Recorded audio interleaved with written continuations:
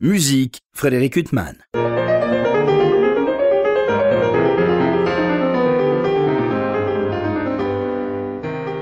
Bonjour Frédéric Huttman au micro, j'ai le plaisir de vous retrouver pour un nouvel entretien. Aujourd'hui j'ai l'immense plaisir de recevoir Joseph Cloussogne. Bonjour. Ah bonjour. Alors j'espère que j'ai pas écorché votre nom. Vous êtes l'altiste de ce merveilleux quatuor qu'est le quatuor Pražák. Alors j'ai peur aussi de mal prononcer. Non, c'est parfait. Parce que on quatuor Pražák, mon nom est Cloussogne, comme Bourgogne, comme je dis. Parfait. Alors je vous interviewe parce que le quatuor célèbre cette année ses 50 ans. Un quatuor qui a été constitué en 1972. Oui, donc. exactement. Oui. On était en 4e classe au conservatoire. Et il y a une réédition, une édition extraordinaire, un coffret de 50 CD par le label Praga. Une somme incroyable, puisqu'il y a même un concert. Oui, c'est plus qu'une moitié de ma vie professionnelle. Alors, oui, parce que vous avez... votre nom est tellement lié au quatuor qu'on ne parle pas de votre vie autre d'altiste, Joseph Cloussogne, parce que vous avez aussi enregistré de la littérature pour alto et piano, et c'est un répertoire aussi que vous avez eu le temps d'aborder. Ah oui, bien sûr, on a joué tout ce qu'il avait en disposition, mais pour ce qui est des enregistrements, j'ai enregistré les 3 sonates de Reger, qui sont à la fois pour clarinette et piano, et aussi sonates de Brahms, Schumann, oui, les sonates de Reger solo, etc. Plein de la musique de chambre, en duo et en trio. Alors, votre quatuor, il s'est constitué en 1972. Vous étiez connus au Conservatoire de Prague, tous les 4 ? Oui, tous les 4. En fait, 3 de nous, nous avons partagé une pièce au collège, et le 4e était un Pragois. Alors, nous étions de différentes régions de la Tchécoslovaquie. Mais alors là, on est en pleine Tchécoslovaquie communiste. Donc, c'est comment l'éducation musicale à ce moment-là ? C'est très, très exigeant. Vous êtes quand même dans la lignée de très grands quatuors, comme les quatuors Smetana ou Vlach. Vous avez travaillé, vous, avec des membres de ces quatuors. Donc... Oui, alors la culture et aussi sport, d'une partie, est une bonne cache devant le régime. Alors ici, on a travaillé beaucoup pour juste oublier ce régime méchant. Mais quand même, quand on avait des succès, alors les communistes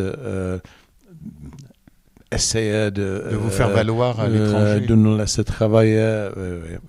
Un peu comme les artistes soviétiques, les Oistrakh, Gilels ou Richter, qui étaient un peu des vitrines pour le régime. Oui, exactement. Oui, mais les Russes, je pense, leur régime était beaucoup plus strict. Alors, pour eux, venir à Prague, c'était venir à l'ouest. Ah oui, mais enfin vous avez quand même subi ce régime tellement dur. Et puis il y a ce prix d'Évian en 1978 qui est le prix qui va vous faire connaître dans le monde de l'Ouest, Joseph Cloussogne. Ah oui, c'était différent d'aujourd'hui parce qu'on a travaillé déjà 6 ans. Alors on était. Vous étiez à Cincinnati à l'époque? Non, ça venait plus tard. Alors, on a travaillé au conservatoire et après à l'Académie de la musique. Mais on continuait avec un membre du Quatuor Smetana, le violoncelliste, qui était un prof excellent. Il savait parfaitement ce qu'il voulait. On a travaillé toute l'après-midi et ce n'était pas une leçon pour 1 heure ou 1 heure et demie. Et donc vous êtes les héritiers d'une très grande tradition, puisque le quatuor en Bohème, Moravie et en Tchécoslovaquie, c'est une histoire qui remonte au XVIIIe siècle. Ah, exactement. À cette époque communiste, on avait beaucoup de temps. Alors, aujourd'hui, on est pris partout. Les profs Alors, il faut regarder les montres, ça, c'est différent. C'est différent. Alors vous vous retrouvez à rencontrer un des grands maîtres du quatuor, qui était Walter Levin, qui est une grande figure du quatuor. Comment vous l'avez rencontré? Ah oui, je pense c'était gentil du Quatuor Smetana aussi, qui était toujours en route, jouait beaucoup à l'ouest. En certains degrés, ils nous ont proposé visiter quelqu'un qui est de différents mondes et aussi différents styles, prendre les sons avec La Salle. Donc Walter Levin du quatuor La Salle. La Salle, oui, aussi avec... on a travaillé avec tous les 4 membres, mais plutôt avec Walter Levin. Mais on vous a laissé aller aux États-Unis à ce moment-là? Vous avez pu quitter la Tchécoslovaquie? D'abord, on s'est vu plusieurs fois à l'ouest, à Bâle et à Freiburg, en Allemagne. Et après, ils nous ont laissé aller pour 2 semestres aux États-Unis, à Cincinnati. Alors on va revenir à Joseph Luchogne, à ce coffret incroyable de 50 CD qui vient d'être édité. Alors il y a tellement de compositeurs, il y a une intégrale Beethoven, il y a des quatuors de Mozart, Haydn, Schubert, Schumann, une intégrale Brahms, il y a des compositeurs bien sûr tchèques, Smetana, Janacek, Dvorak, c'est d'une richesse incroyable. Et en même temps, ce qui est très impressionnant, et puis moi j'ai beaucoup écouté votre quatuor au concert, parce qu'on a eu beaucoup la chance de vous écouter en France. D'ailleurs, vous avez commencé quand en France à donner des concerts? On a eu quelques concerts après gagner... et le concours d'Évian à Évian. Mais après quelques années de pause, on a joué beaucoup en Allemagne, en Autriche et en Italie, et on a retourné en France au début de 90. Oui. Alors, de plus, on a donné des concerts ici, partout. Oui, on a eu beaucoup de chance en France de pouvoir vous écouter. Mais quand c'était encore la Tchécoslovaquie communiste, vous pouviez venir en France? C'était pas trop difficile? On pouvait sortir sans problème parce qu'on a apporté des vises. Alors, mais à ce moment-là, c'était le régime qui touchait l'argent et vous qui veniez jouer? Oui, ça exactement. C'était comme ça. C'est l'histoire de tous les artistes. Mais après, alors, en tout cas, on a donné déjà 70-80 concerts, même pendant cette époque communiste. Mais après, c'était beaucoup plus facile, sans chercher des visas et des problèmes avec des documents. C'est maintenant absolument facile. C'est normal.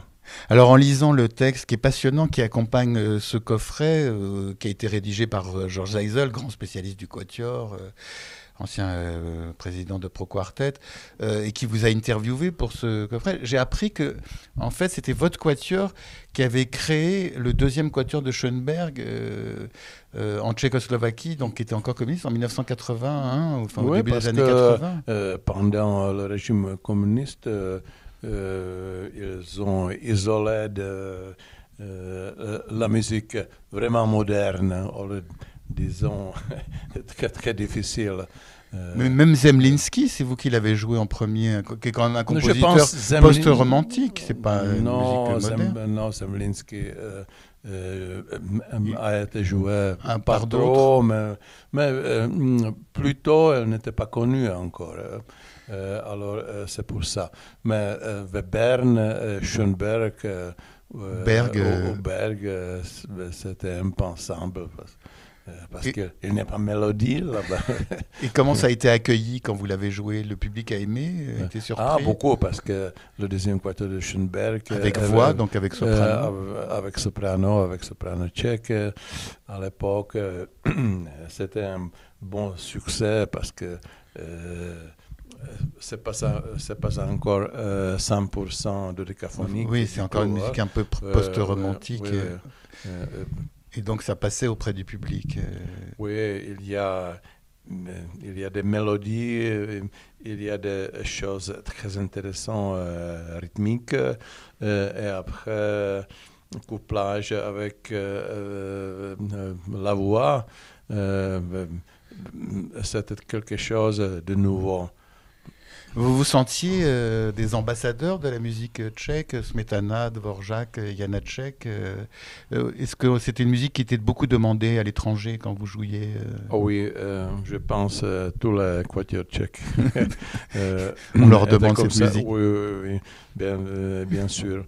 Mais chez nous, c'était, disons, partagé avec le répertoire mondial, disons. Là, comme, alors, bien sûr, tout le monde jouait Haydn, Mozart, Beethoven, mais on a rajouté encore beaucoup.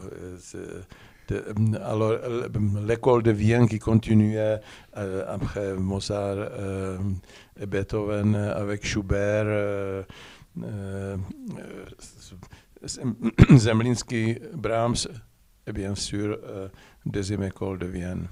Alors ce coffret, c'est extraordinaire, enfin, c'est 50 heures de bonheur total, et donc il y a tous ces compositeurs que j'ai évoqués. Il y a des trésors parmi tous ces trésors. Pour moi, il y a un des plus beaux disques de ce coffret qui est le quintet de Schubert, que vous avez enregistré avec un grand violoncelliste français qui est Marc Coppée. Un disque qui a été enregistré il y a une vingtaine d'années, et c'est une version absolument bouleversante. Vous vous souvenez comment ça a été enregistré, ce quintet de Schubert? Je me souviens très bien, oui, parce que je suis arrivé à chercher Marc à l'aéroport. De Prague, donc il de venait Prague, à oui, Prague. bien sûr. Oui, on a dîné, oui. Le deux jours, le 2 jours prochains, on s'est préparé bien, on a travaillé comme il faut. Après, au studio, on faisait un enregistrement presque sans coupure. Il y a vraiment trop peu de coupures. Alors, je suis très heureux. Oui, on était un peu, si je me souviens, oui, on voulait plus, mais maintenant, quand je l'écoute, je suis content. Bah oui, il y a de quoi être content. Nous, on est plus qu'heureux, Joseph Luchon, quand on écoute ce quintet de Schubert qui est couplé avec un quatuor de Schubert, le 7e quatuor, une œuvre de jeunesse de Schubert. Mais enfin, quand on parle de Schubert, de toute façon, toutes les œuvres sont de jeunesse. Un compositeur mort si jeune. On va revenir au reste du répertoire. C'est énorme. Il y a une intégrale des quatuors de Beethoven. C'est un répertoire qu'on vous a moins écouté jouer en concert, Beethoven. C'est peut-être parce qu'en concert en France, vous donniez d'autres compositeurs, mais j'ai moins le souvenir de vous avoir écouté jouer les quatuors de Beethoven. C'est vraiment intéressant parce que Beethoven, c'est pour nous une partie de vie. Sans Beethoven, on ne peut pas vivre. Je me souviens, on a donné un intégral au théâtre de Bouffe du Nord. Ah oui. Ça, c'est un grand regret de ne pas avoir pu y assister. Mais récemment, on a donné un intégral à Yokohama et à Osaka il y a 5 mois, alors on n'a pas encore oublié. Bon, j'espère que vous allez revenir nous donner en France. On est frappé quand on écoute votre quatuor, et c'est vraiment ces disques, on a un juste reflet de ce qu'on entendait au concert. Il y a une beauté sonore. Vous l'avez trouvé rapidement, ce son de quatuor, quand vous étiez tous les 4 au début, en 72? Non, c'était assez difficile parce qu'on avait un rêve de sonner comme Quartetto Italiano, être techniquement comme Guarneri. Alors, c'était difficile. Presque incompatible, mais on en a travaillé tout le temps. Juste la qualité de son, c'est une chose très importante. Créer le son tous les quatre d'une même façon. Attaquer les cordes avec sforzati, fortepiano, subito piano, pianissimo. Et tout ça, on a travaillé vraiment avec grand son. On a toujours exagéré. Le premier violoniste était juste incroyable, infatigable. Alors, oui, alors après quelques années, on a eu une culture de son qui appartenait à nous. Ah oui, vraiment. Mais alors, vous parlez du Quartetto Italiano, du Quatuor Guarneri. C'est dans des quatuors qui étaient à l'ouest, en Europe de l'Ouest. Est-ce que c'est des quatuors dont vous pouviez écouter les disques facilement? Oui, mais Quartetto Italiano pouvait venir. Vous l'écoutiez à Prague? Venait souvent. Nous pouvions écouter Amadeus, même les quatuors américains, c'était sans problème. Mais justement, vous parlez d'Amadeus, du quatuor Amadeus. Moi, si je pense à un quatuor, à une filiation de quatuor, en vous écoutant, moi, je pense beaucoup au quatuor Amadeus. Ah, aussi, bien sûr. Mais c'était des Viennois émigrés en Angleterre. Oui, alors, quand on s'est rencontrés, on a toujours parlé allemand. Oui, c'était aussi un grand quatuor avec un répertoire incroyable. Oui, aussi avec un merveilleux premier violon, Oui. Et vous parlez de Viennois. Il y avait une rivalité quand même entre la Tchécoslovaquie et l'Empire austro-hongrois au niveau du quatuor au XIXe siècle, non? Oui, alors... on en écrit beaucoup, Quatuor tchèque et Helmensberger et des autres. Alors, je ne sais pas, ça, on ne peut pas juger bien. Mais à notre époque, je ne me souviens pas. Mais notre prof... Kohout du Quatuor Smetana a toujours dit les Viennois jouent les Mozart mauvais, Mozart appartient à nous. Alors, oui, les Viennois disent non, ils venaient à Prague, mais juste avec la nobilité allemande, et blablabla. Alors, tout le monde a tort, tout le monde a raison. Oui. Joseph Lussogne, c'est incroyable ce coffret. Je disais, tous ces compositeurs, de Haydn à Beethoven, en passant par Schoenberg, Zemlinsky, Brahms, Schumann, Schubert. Il y a un grand absent, c'est Béla Bartók. Oui, c'est un choix ou c'est des circonstances? Non, ce sont des circonstances. On n'avait plus de temps parce qu'on s'est occupé tellement de l'école viennoise. Alors, vous vous sentiez moins d'affinité ces 5 quatuors de Schoenberg, ce sont des quatuors de Berg. Beaucoup de petites choses, mais difficiles, de Webern, et aussi Zemlinsky.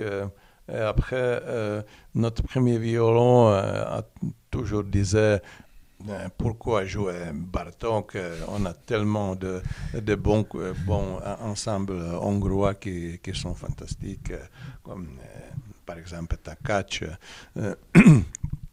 qui est... aussi au concours de Vienne et en avant. Alors, on l'a laissé. Mais plus tard, on a joué juste au concert, on n'a pas enregistré Trouba Bartók. Il y a un compositeur avec lequel, enfin, vous avez des affinités avec tous ceux que vous interprétez, mais je trouve qu'il y a un compositeur avec lequel vous avez quand même une très grande affinité, c'est Joseph Haydn. Votre enregistrement, par exemple, de l'opus 76, pour moi, c'est un des plus beaux disques de quatuor au monde.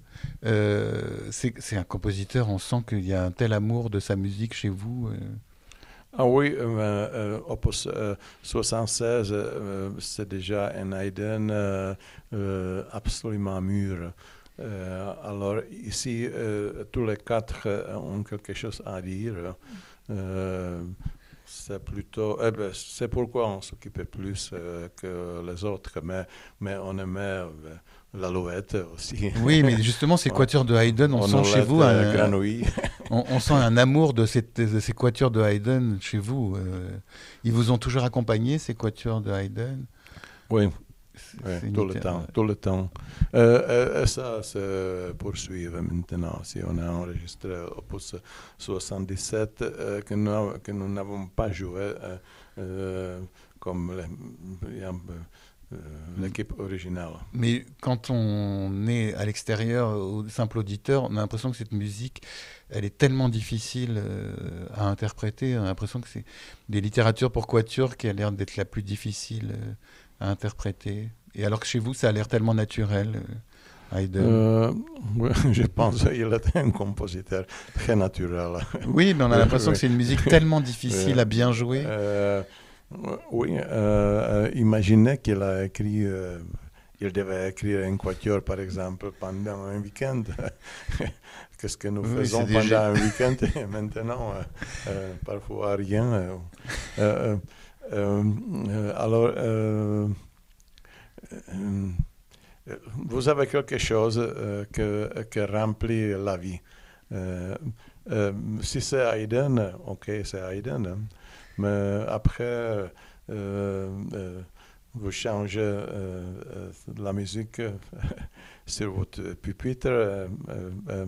Et aussi, c'est magnifique parce que travailler quatre ensemble, quand on se comprend bien, alors c'est une chose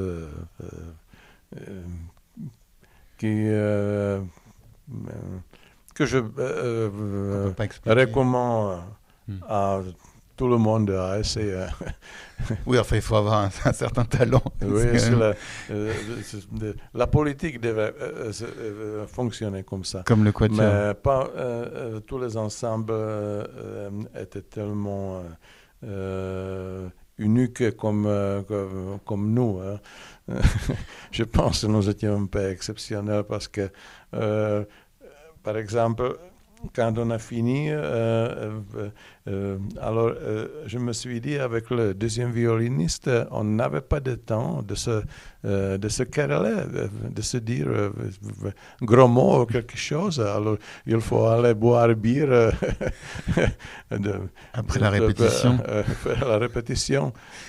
Oui, on a eu des problèmes. Beaucoup de problèmes avec le premier violoniste, mais enfin, c'était lui qui a imposé son opinion à la fin,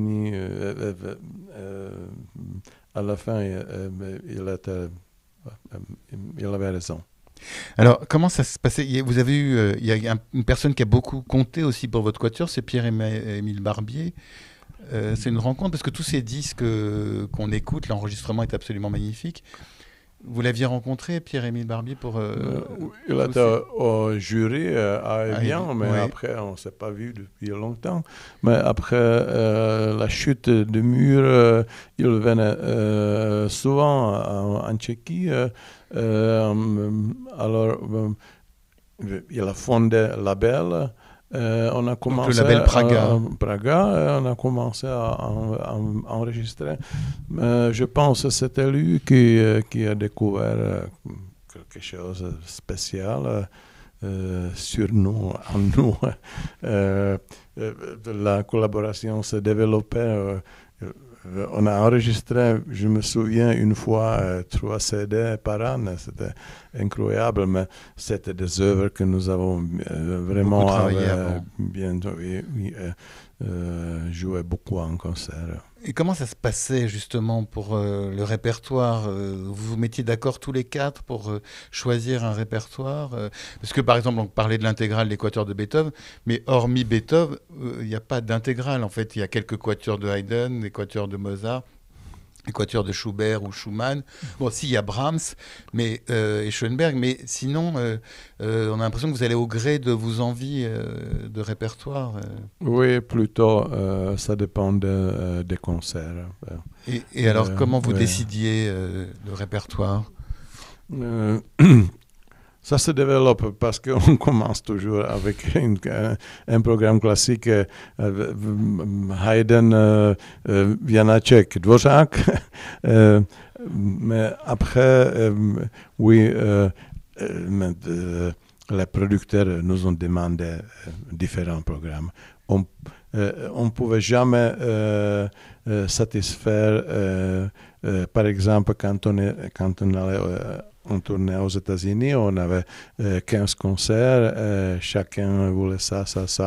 Alors, à la fin, on faisait 3 programmes. Ah oui, comme ça, le répertoire a élargi.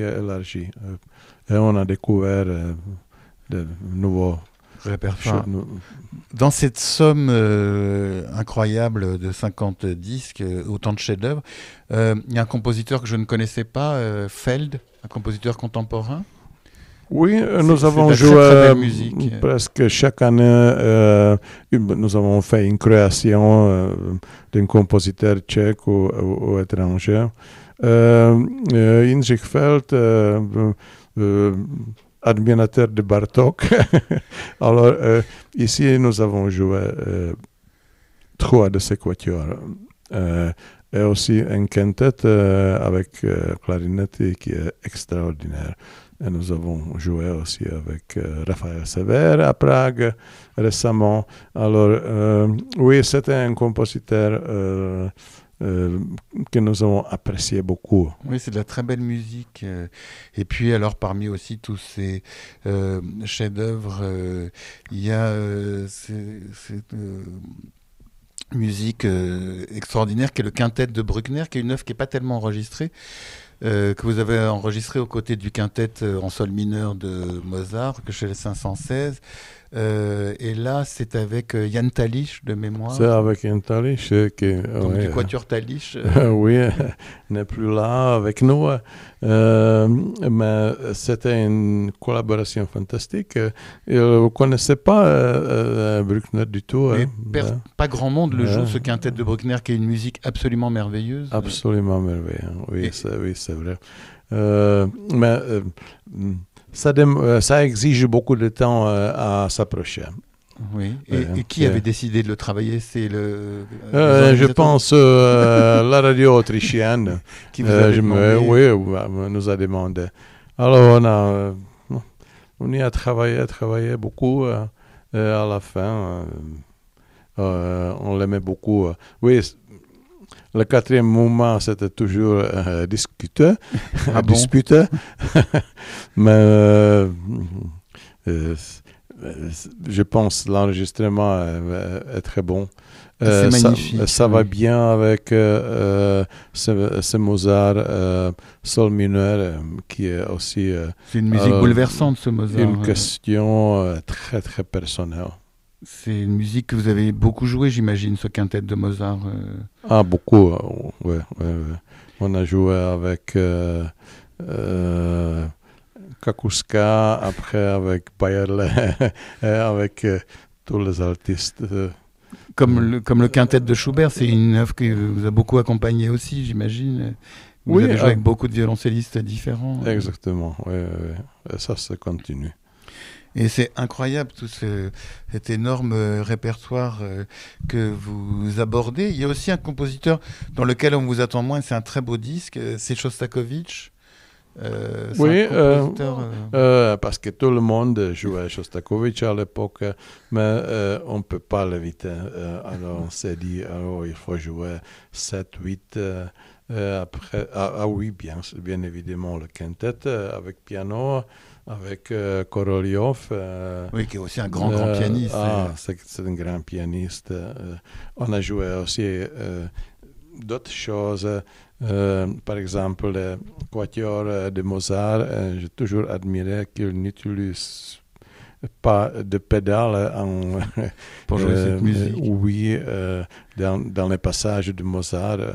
Alors, vraiment apollinien, très...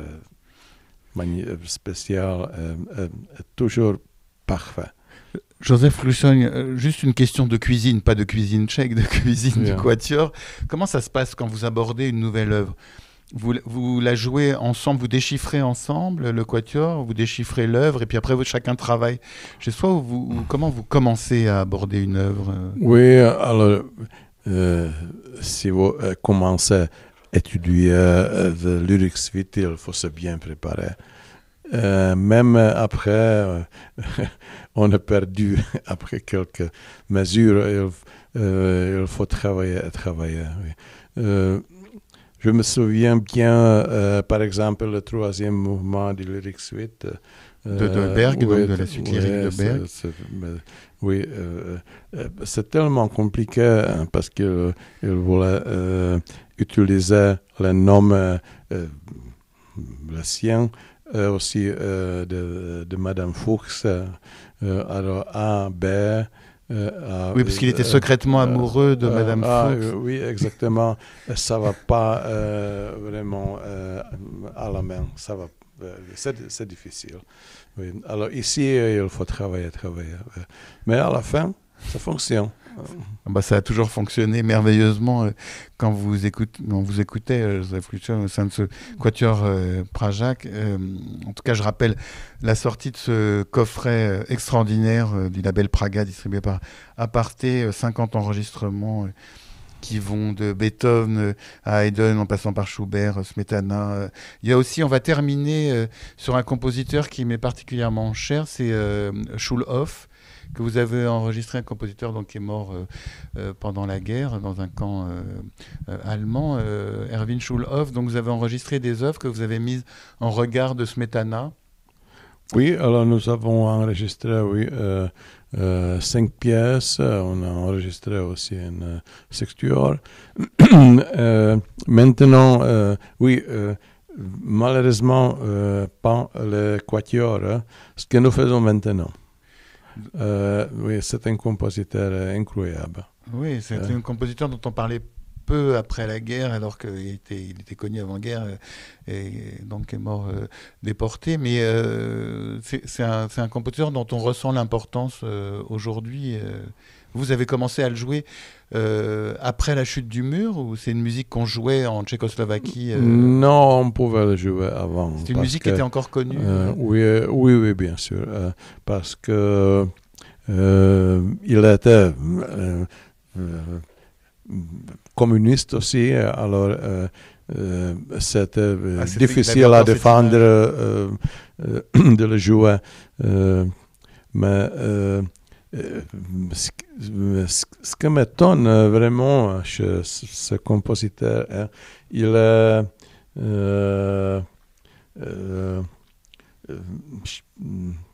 comment dire, alors dans sa personne concentre les éléments culturels tchèques qui sont une chimie de tchèque,